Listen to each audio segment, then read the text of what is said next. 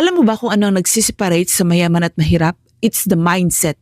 Yung mayaman, they don't just work hard, they work smart. Hindi lang sila basta-basta gumigising para magtrabaho. They wake up with purpose. They think, how can I grow today?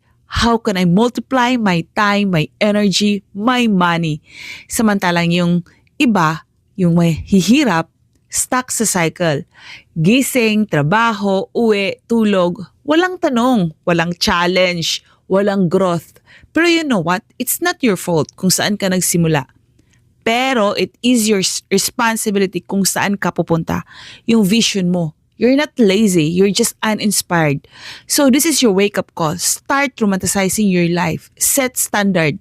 Mag-invest ka sa sarili mo. Kasi deserve mo yan. Ang mahirap, may scarcity mindset. Ang mayaman, may abundance mindset. So, ikaw, saan ka dun?